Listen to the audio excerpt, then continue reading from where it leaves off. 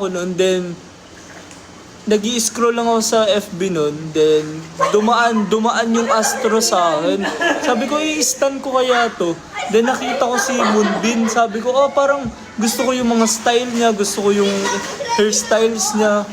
Eh di, pagka, sabay, after 1 week, bigla siyang nawala.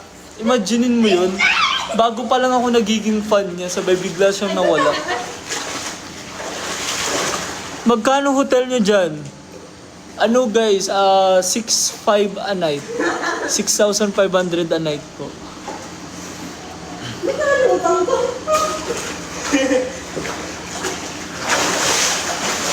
Alam ko Maya. Hello. Grabe guys, grabe.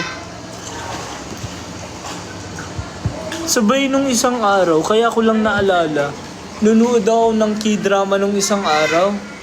Then, pagtingin ko dun sa K-drama, nakalagay, ang actors is si Moonbin. Sabi ko, ay, ayoko na. Hindi ko na pinanood.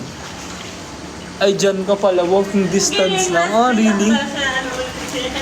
Mga 6 pa kami lalabas eh. Mga 5:30, I guess. So, kung nasa Puerto man kayo guys, and feeling sikat, kung gusto niyo magpa-picture sa akin, pwede naman kayo lumapit. Hindi po ako masungit. Kailan ka pa dyan? Kanina lang. Hello Gwen. Love you so much, my love. Is this a kid? Hello Gwen. Thank you. Shower naman po ulit. Talagang tuwan-tuwa kayo, no? Pa-picture, pa-autograph na rin. Kala mo naman talaga, Mox, taga dito ka eh.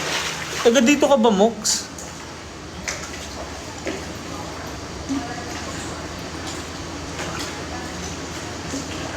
Hindi.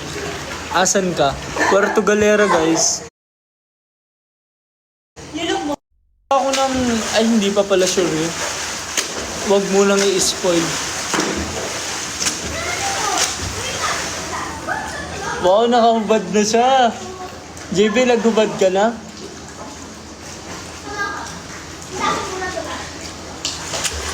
Saan punta? Ilocos or Bigan or Baguio? Or baka La Union din, dire-diretso na pataas.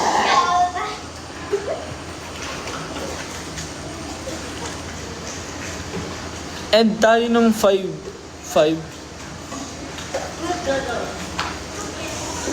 Dami tao sa Baguio lalo na ngayon. Oo nga kasi magpapasok ka na ulit. Sinusulit na ang bakasyon. Ang lungkot ko na.